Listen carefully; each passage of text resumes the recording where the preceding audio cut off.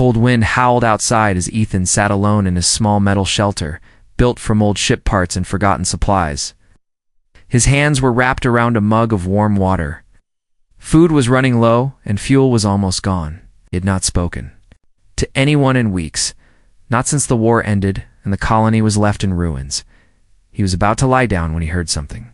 Knock. Soft, weak, almost like a whisper on the metal door. Ethan froze. No one should be out there. Everyone was gone. Or dead. He picked up his old rifle and slowly stepped toward the door. His heartbeat was loud in his ears. Another knock? Weaker this time. He opened the door with one hand ready on the trigger. A figure collapsed into his arms. It was an alien woman, covered in snow and dirt. Her skin was a soft gray purple, bruised, and bleeding. Her eyes were barely open, lips trembling. In her shaking arms, she held a tiny child, wrapped in torn cloth. "Please," she whispered, her voice thin and broken, "feed my daughter. I'll do anything. Just let her live." Ethan stared at her, stunned. The child wasn't moving much, only letting out weak breaths. He could see the bones under her skin. Starvation, frostbite, sickness. "Come inside." He carried the woman and child inside and shut the door. The warmth hit them slowly. He laid them near the heater, grabbed his last protein bar, and broke it in half. He placed the larger half in the child's mouth. The little girl sucked on it without even opening her eyes. The woman tried to sit up. "No, stay down," Ethan said. She looked up at him, eyes wide. "You're not taking me now?" Ethan didn't reply. "Right." He added some water to a small pot and placed it on the heater. The woman reached out and touched his boot, her hand shaking. "I said I'd give you my body, human. It's all I have left. Don't you want it?" Ethan turned his head away. "No, not tonight. Not for food." The woman lowered her head. "I don't understand. You're human. Aren't you supposed to take what you want?" Ethan ignored her words and walked to the storage box. He pulled out an old blanket and placed it gently over both of them. The child whimpered in her sleep but didn't wake. "What's your name?" he asked. The woman hesitated. Then she said Cholera, and her. "Ilune, my daughter." Ethan nodded. "I'm Ethan." Cholera's eyes stayed on him. There was fear in them and confusion. She didn't understand why he hadn't touched her yet. She had been used before. By soldiers. By travelers. By those who didn't care if she lived or died as long as they got what they wanted. But this human, he was different. He gave food without demands. He offered warmth without a price. Ethan sat back down near the door, watching them. A pot of water started to boil, poured it into a small cup and handed it to her. She took it slowly, almost as if afraid it would be taken away. "Why did you come here?" he asked. Cholera sipped the hot water, eyes on the cup. "I followed the smoke, saw your fire. We were hiding in a cave. I used the last of my strength to carry her here. She hasn't eaten in days, I thought. I thought if I offered myself, maybe you would let her live." Ethan didn't speak. He felt a tightness in his chest. Cholera's hand trembled again. "I'm sorry if I'm not clean or beautiful enough. I'll do better. I just need her to live. Please, human." Ethan stood up and walked toward her. She flinched, but he only knelt beside the child and placed another piece of the bar in her mouth. Then he gently rubbed her back to help her swallow. "She's warm now," he said. "She sleeps safe tonight." Cholera watched him, tears rising in her eyes. She had expected cruelty. She had expected hunger in his eyes. But she saw something else, something that hurt more than pain, kindness. She lay down beside her daughter and whispered, "Thank you." Ethan moved back to his corner. He didn't sleep, kept watch all night. Something told him this was just the beginning. Because when a woman offers her body to save her child, the world has already failed her. But maybe one man doesn't have to. The fire crackled softly in the corner of the metal shelter. Morning had come, but the sky outside stayed dark with thick gray clouds. Snow fell quietly, covering the broken world outside. Cholera opened her eyes slowly. Her daughter was sleeping. Beside her, cheeks pink for the first time in days. The blanket around them smelled of old cloth and engine oil. But it was warm enough to save a child. Kalira turned her head and saw the human. Ethan was sitting near the door, holding his rifle and staring outside through a small hole in the wall. He had not touched her once, not during the night, not after she had offered herself, not even a hand. She didn't understand. She sat up slowly, wrapping the blanket around her chest. "Why?" I said. Ethan looked over. "Why? What?" Kalira hesitated, then said, "Why didn't you take me?" Ethan frowned. "Is that what you expected?" She nodded. "You said it," she whispered. I offered. "That's the deal, isn't it? It's my body for food, for shelter, for her life. That's what males want." Ethan stood and walked toward her. She froze. Her hands gripped the edge of the blanket. She was ready this time. But instead of grabbing her, Ethan placed a small metal bowl in her lap. Inside was heated water with bits of dry rations floating in it. "Eat," he said. She stared at the bowl, not sure if it was a trick. She touched it slowly, brought it to her lips, and sipped. It was salty, warm, and strange. She had never tasted anything like it. "I don't want anything from you," Ethan said. "You don't owe me your body." Kalira looked down. "Then why help me?" Ethan didn't answer right away. He looked at the sleeping child. "No one helped my sister," he said. "Not when she begged, not when she screamed. She was taken, sold, left in the mud while men laughed. I was too young to stop it." I remember her voice. "I promised myself I'd never be like them." Kalira's eyes softened. For a moment, she saw not a human soldier, but a wounded man still chasing. A ghost. "I don't understand your kindness," she said. "You don't have to," he replied. "Just eat, stay warm, and get strong." She wanted to argue. She wanted to say that her body was all she had, that she didn't know how to survive without giving something back. She was not worth saving. But her daughter stirred beside. "Her mama," Ilun mumbled, reaching for her mother's hand. Kalira forgot her shame for a moment and smiled.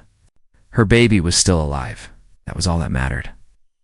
"I'll wash myself today," Kalira said suddenly. "But if I'm going to stay here, I should not smell like a corpse." Ethan nodded. "There's a barrel outside. I can heat some water." She pulled the blanket tighter. "And if I clean myself? Will you want me then?" Ethan didn't speak. He picked up the rifle and stepped outside. Kalira sat in silence. Her words had been sharp, but inside her chest something was moving. A warmth, small and strange. A feeling she hadn't allowed in years. Not fear, not hate. Hope. She whispered softly to herself, "Why are you kind to me, human? What do you really want?"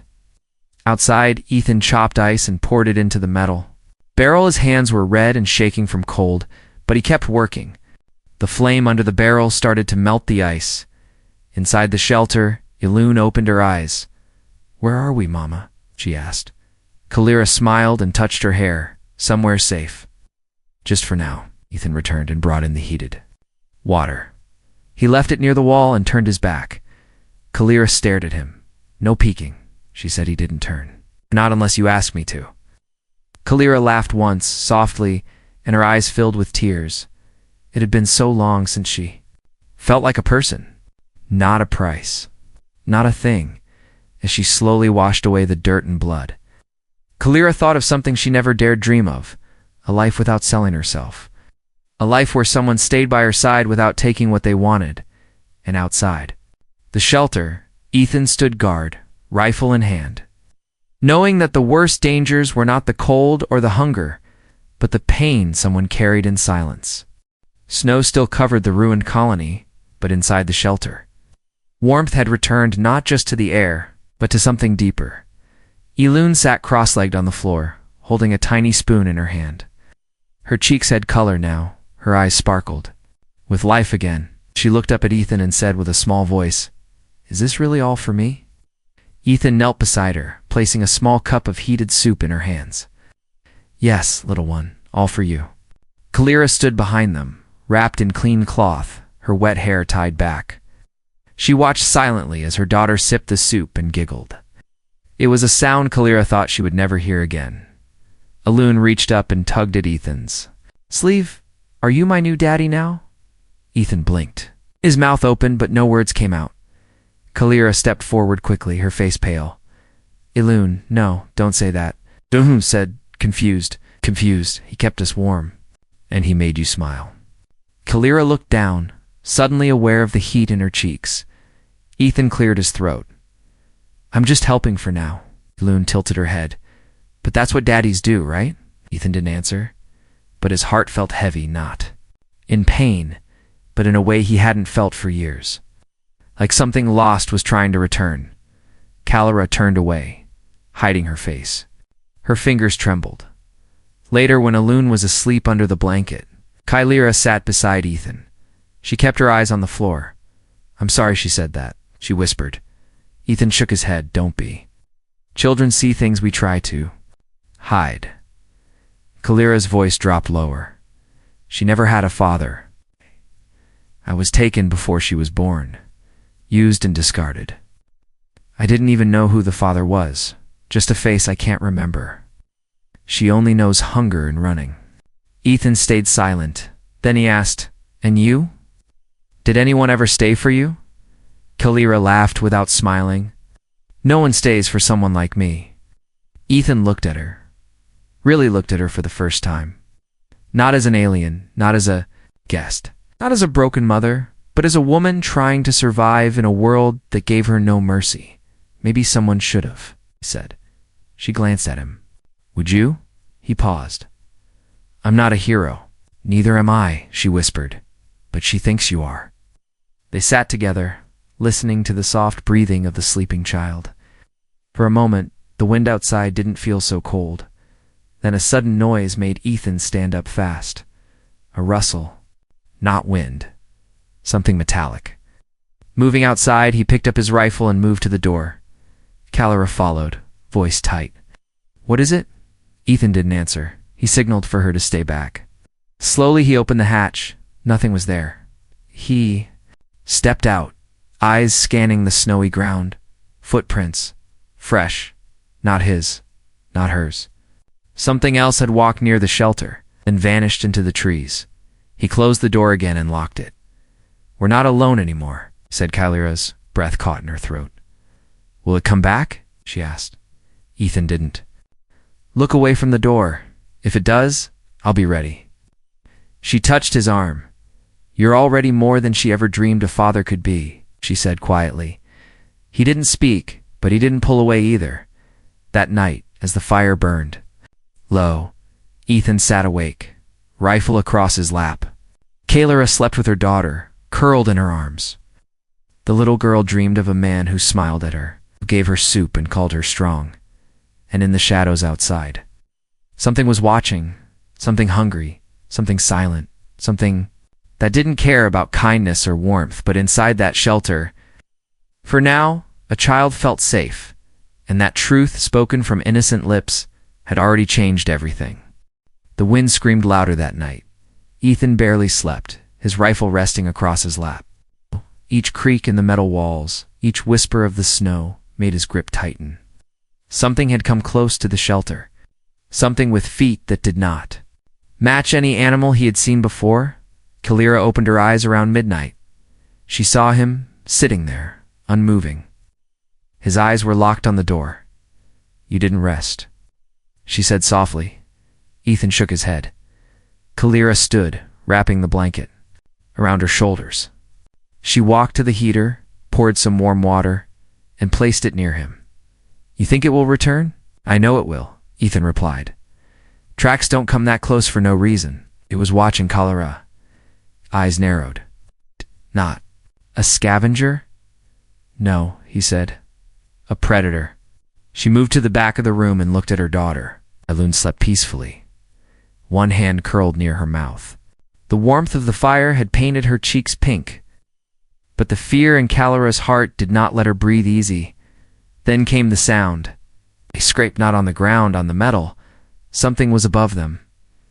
Ethan stood up fast and motioned for silence. He reached for the small lantern and dimmed it. Kalira grabbed Elune and held her close. A long, slow breath passed over the roof, then a thump, heavy and sure. Then silence.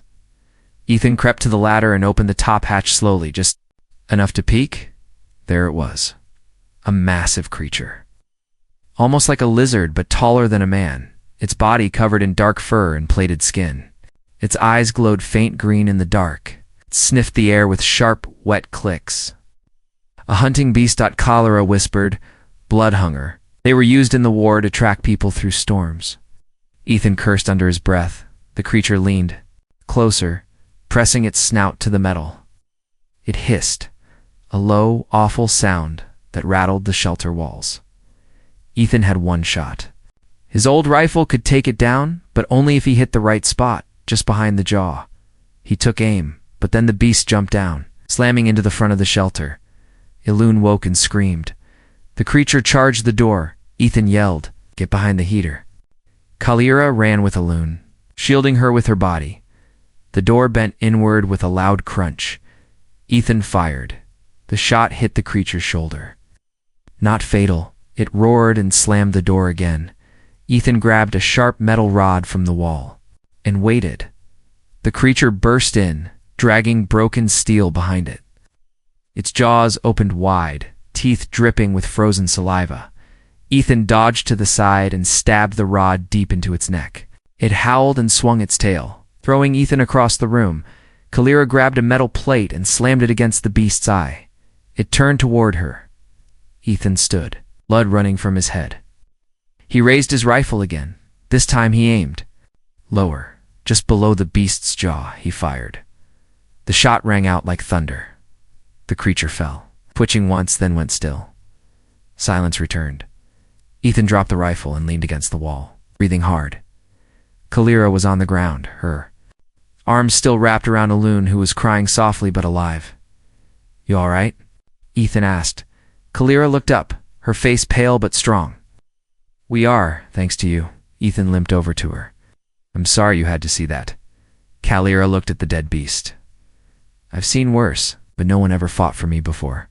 Not like this." Ethan knelt beside them. Out. No one should ever have to fight alone. Kalira touched his face where blood ran down. "You need this cleaned." "You first," he said. She gave a small smile.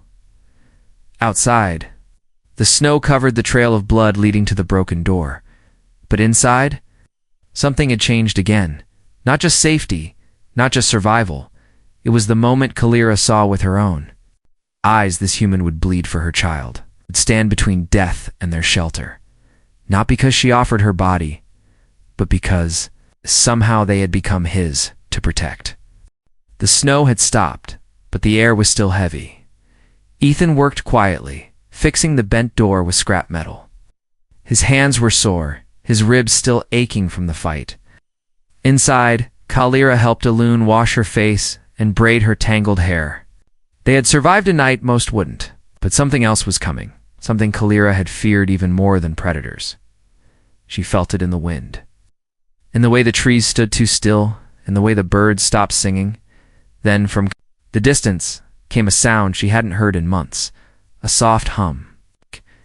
Like engines powered by crystal cores. Kalira stood up fast, eyes wide. She rushed to the door. Ethan followed, raising his rifle. Over the trees, a small alien scout ship appeared. Its sleek silver body shimmered in the pale light as it hovered low and settled in the snow. Ethan stepped in front of Kalira and Elune. "Do you know them?" Kalira's voice was tight. "They're from my old settlement. They patrol the wild zones looking for survivors." The ship opened, and 3 tall alien figures stepped out, armored and calm. One of them walked forward with slow grace. She had markings on her face, the sign of a city elder. "Kalira," the woman said with a cold smile. "We thought you died." Kalira lowered her head but didn't move closer. "I almost did." The woman glanced at Ethan. "I see you found help." Kalira held Elune's hand tighter. "He saved us." The elder looked at the human like someone might look at a tool, useful but beneath notice. "You don't need him anymore," she said. Come with us, you and the child. There's food, medicine, safety. You'll be assigned a new house, a new mate, if you choose." Ethan stayed silent. Kalira's voice wavered. "And him?"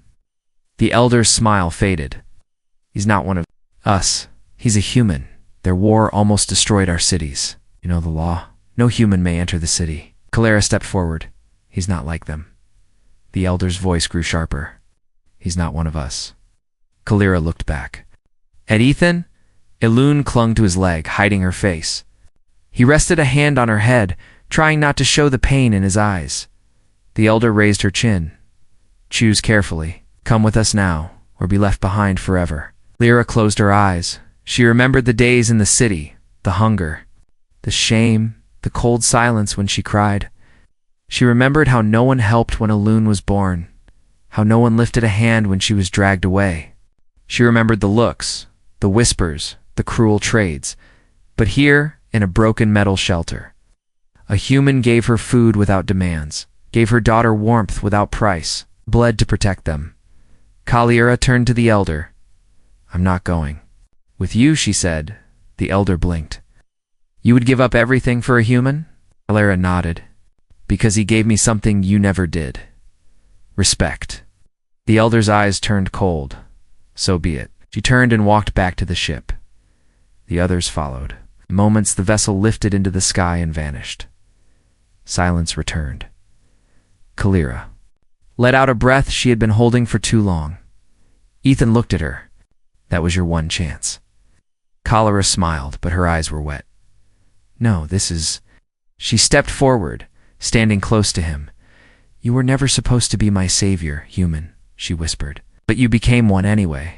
Ethan opened his mouth to speak, but Kalira gently pressed a hand to his chest.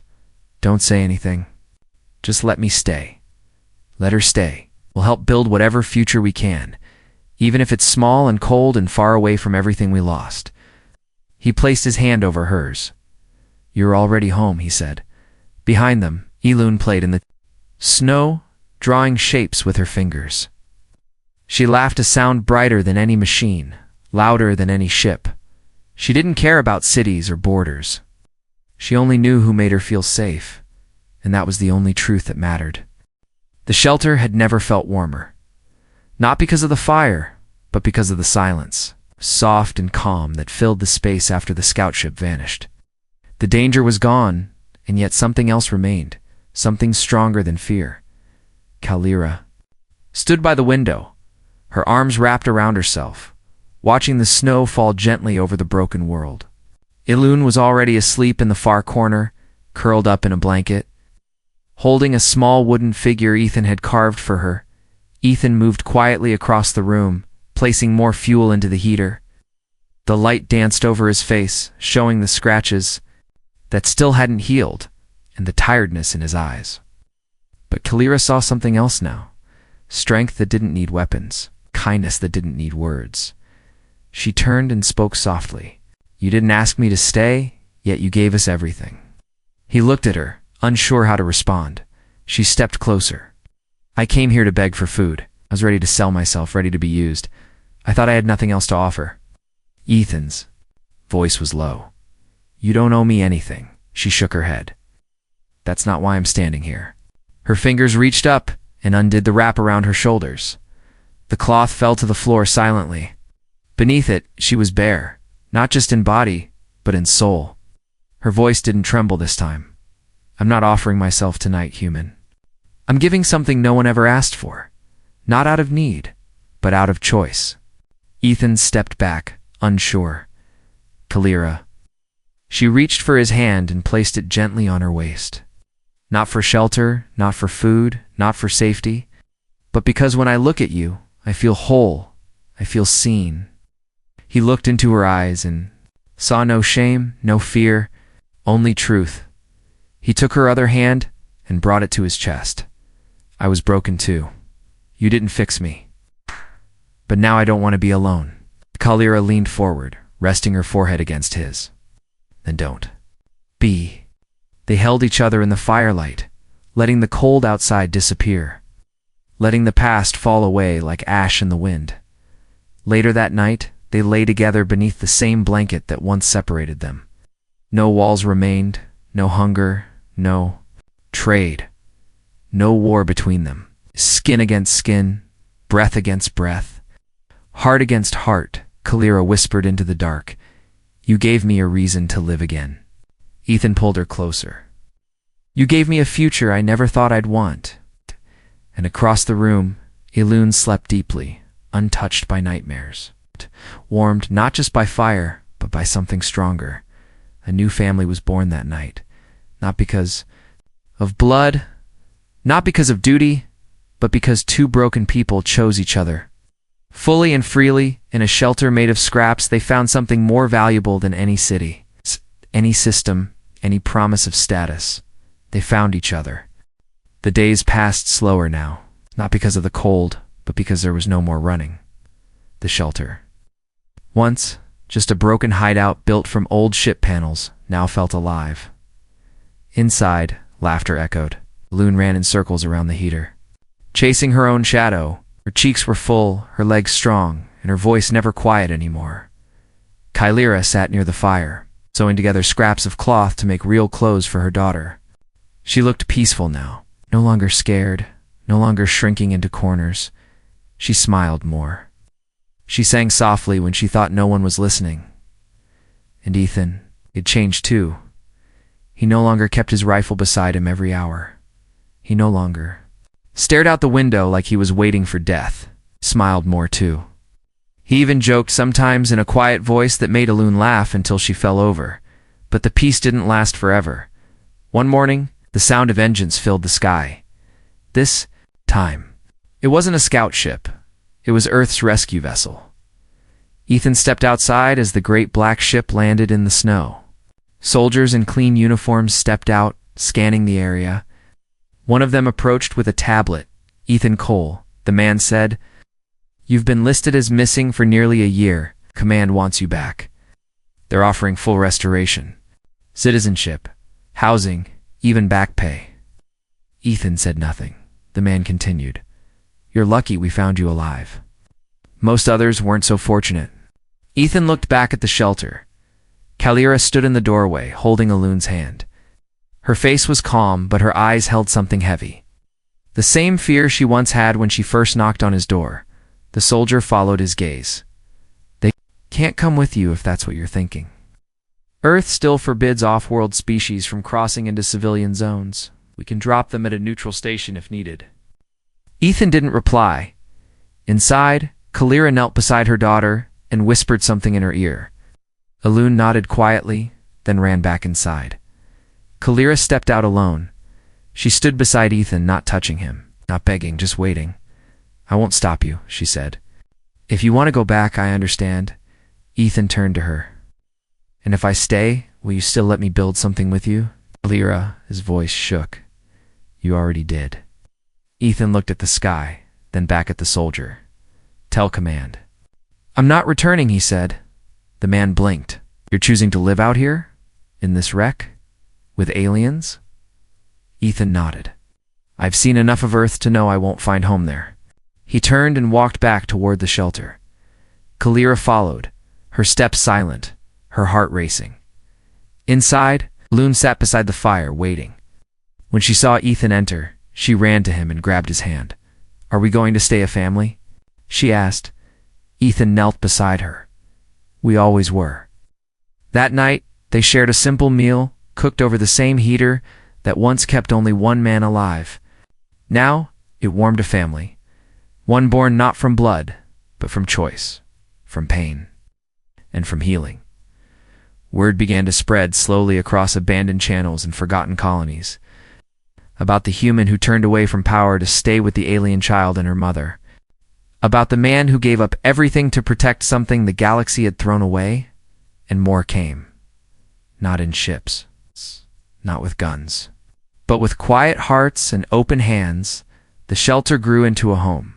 The home grew into a village, and the village became something even stronger, a place where no one had to trade their body for bread, where no one had to knock in the dark with frozen lips and beg to be seen. It began with one woman, one child, and one man who said, "You can stay." and in that moment, a broken world began to heal.